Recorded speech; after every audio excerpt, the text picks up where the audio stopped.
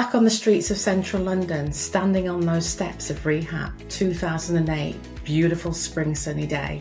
That's when I knew I had to find a different way. I had to find a solution because I knew it was going to kill me and it's going to ruin everything. I want to tell you a story about a woman who had gone to 7 rehabs in 7 years. That's right, 7 rehabs in 7 years. She struggled with addiction. It was alcohol, burnout and anxiety. That woman went to school and she was an A-grade student, top of her game. She was captain of the athletics team, the rounders team, the netball team, you name it. She was part of it, part of the debating team, and very, very, very successful at school. And then this girl went on to spend 5 years at university studying in the medical profession. And again, top of her game, fantastic dental surgeon, went on to be successful, married, beautiful marriage, fantastic kids, a beautiful home. And from the outside, you would never have known that something was wrong. Her life certainly wasn't perfect. That woman was me. My name is Dr. Olabunmi Abwabe, and I help high performers stop the revolving door of relapse and beat addiction for good with my award-winning recovery code system. Addiction comes in all forms, in all shapes and sizes. It doesn't discriminate.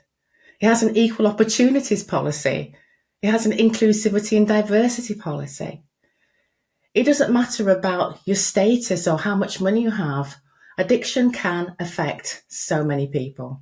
There was research carried out by Mr. Michael Freeman, a top psychologist, and he looked at the mental health issues of entrepreneurs and creatives and high performers.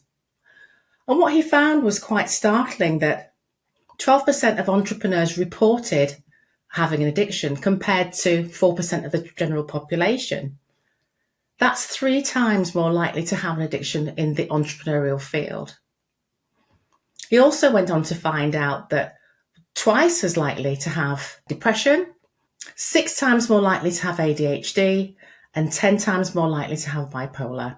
So those are quite profound results. I remember 2008 standing on the steps of my rehab. It was a beautiful spring sunny day in central London. And I think I remember it was International Women's Day and everybody looked really happy. And there's me standing there, just absolutely full of dread of what was yet to come. I had consequences to face. I had a divorce looming. I had a drink drive court case coming, an uncertain future in my career. And the worst thing of all was having to face my 2 little boys again. That shame and guilt that I felt that I'd let them down once more.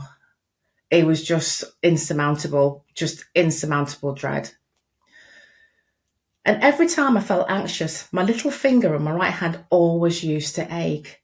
And it was the same ache I had when I was at middle school. And I remember when I went to my new middle school in Leeds, I was the only black kid in the school. I was a square peg in a round hole. I was facing bullying on a daily basis, physical and verbal abuse daily.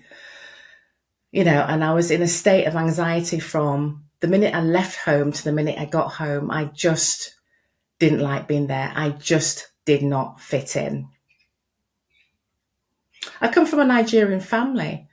And if there's any Nigerians out there, you can possibly relate to this, but it's all about education. Education, education, education. That is top priority. So I remember going home to my parents and saying, Mom, Dad, I just hate going there. They're bullying me. They're making me feel anxious and upset.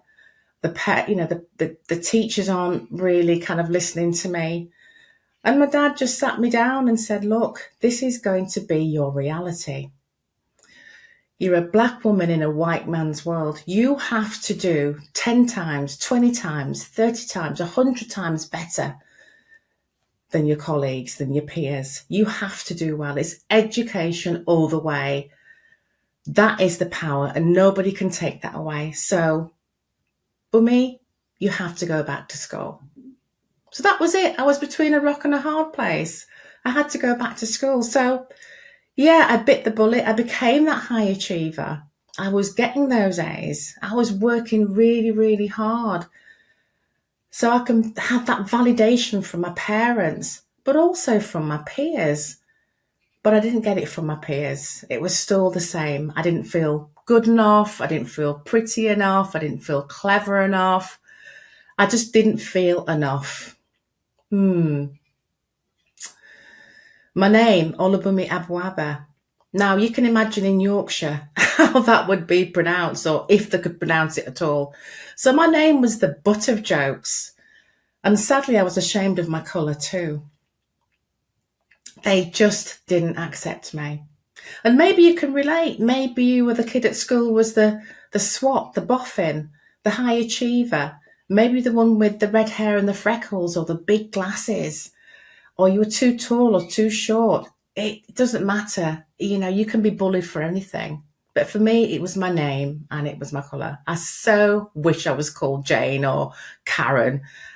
I was called Olubunmi. Then I started to look for comfort. It was insidious at first.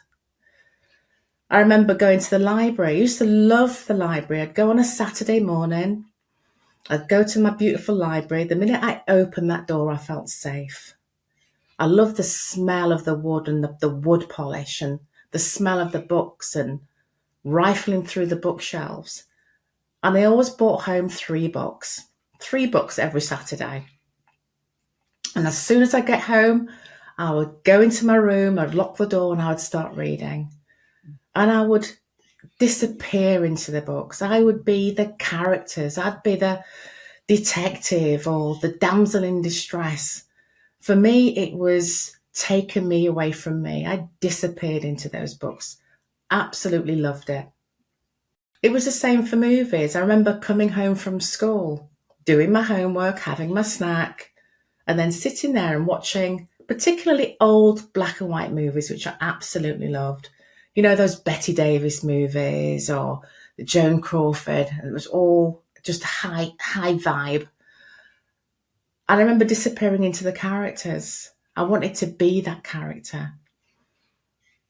And I would live out those scenarios. Even when I was at school, I would be daydreaming. I just didn't want to be at school. And then it morphed into food. It was food. My mum had this beautiful big pantry. It was almost as big as the kitchen itself. And I remember going in and just looking wide-eyed at all the food that my mum stocked. And there was plenty.